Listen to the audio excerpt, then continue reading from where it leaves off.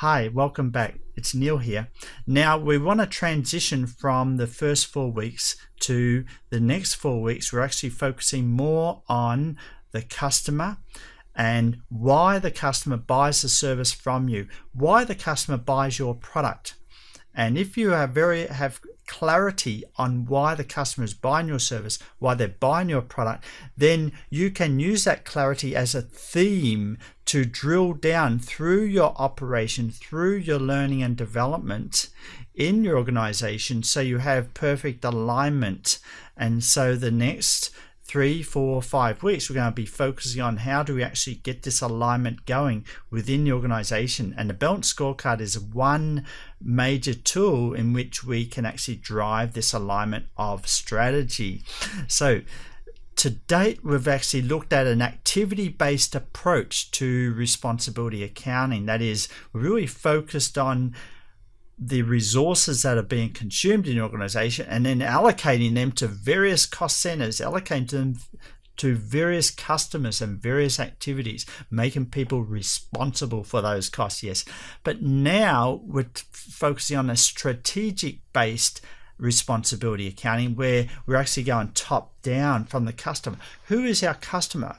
Why does the customer purchase from us? What attributes of the product or the service is our customer looking for? And so we need to shape our service offering. We need to shape our product offering to fit that customer that we are trying to target. And so we've got a more strategic based, and it's kind of like a top-down or outside-inwards strategic alignment focus.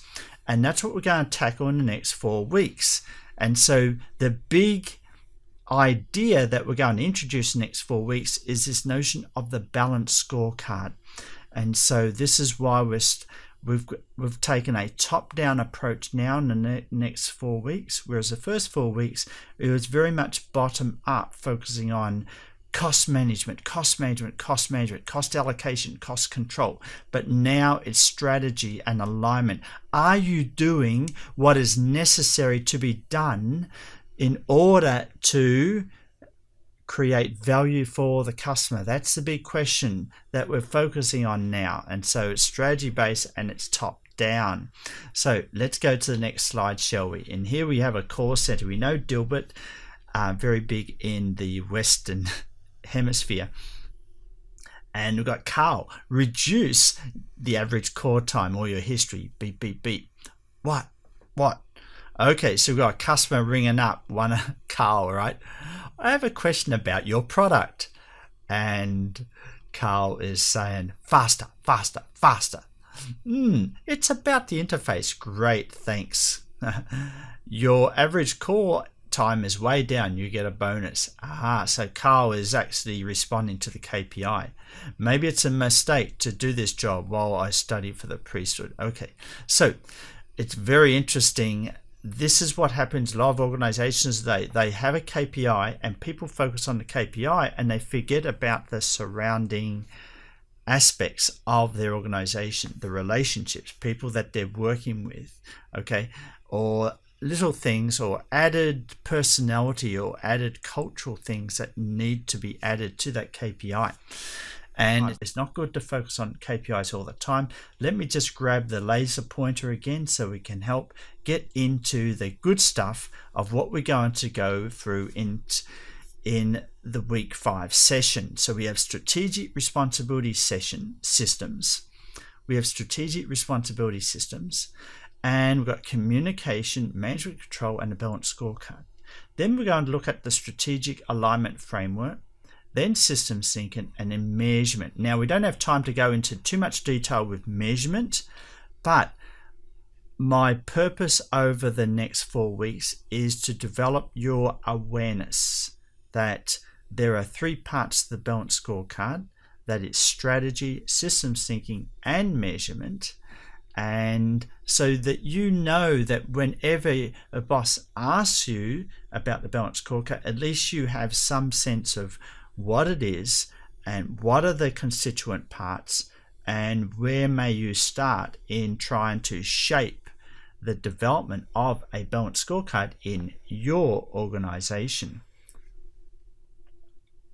So here is another conceptual framework I want you to think about. And I take my workshop participants through this all the time, or when I'm introducing a balanced scorecard to an organization, this is the first thing I want to talk about.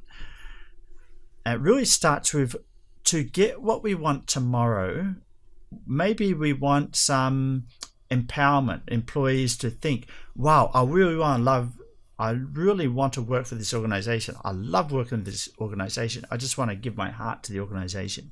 Can you imagine someone like that in your organization? Maybe not. But anyway, so maybe you want employees to learn more. Maybe you want employees to think about, oh, this is a fun place to work. What about outputs? Well, maybe you want on-time delivery, or less errors, or fast cycle time, or checks processed accurately, or customer returns minimized, or word of mouth marketing. So then that saves you marketing expenses. This is maybe what you want tomorrow. Okay, so what do you have to do today in order to get what we want tomorrow? And that's the big issue of measurement. That's the big issue of strategy. Thinking about what you have to do today that will affect the future of your organization. And so it may be that we need to visualize or formalize some system for the long term. That is, understand what are the role of employees, or we want to try and create alignment with strategy, and that will help improve the culture in the future, get empowerment, get more learning, have a more fun place to work. So another thing in the short term, maybe we need to make decisions, or we need to solve problems from day to day. Why? Because customers are complaining about on-time delivery. Why wasn't that product delivered on time? What are you doing there? Aren't you probably serving the customer? We pay you big money for this service, big money for this product. How come it's not delivered on time?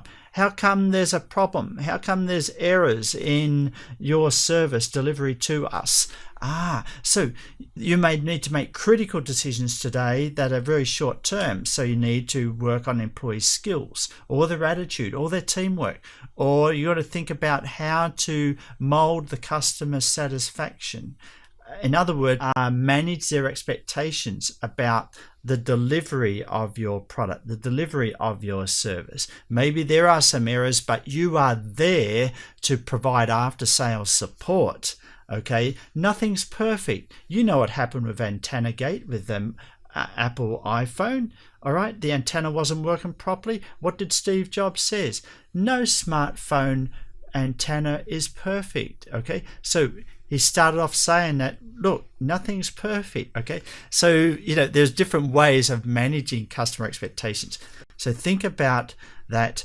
What do you want tomorrow? So what do we have to do today? If we have to do these things today, is there some way that we can measure these things today to create visibility about the things we have to do? Because all an organization can do is do what they do today. All right. Of course, we want, but normally what we want are outcomes or outputs, and sometimes outcomes and outputs take time. But what we can do is focus on processes. We can focus on skills. We can focus on communication today. We can do these things today. And so as I take you through the next slides, I want you to think about this system of we're doing something today that's going to affect something tomorrow. It's sort of like a cause effect. It's kind of like a system.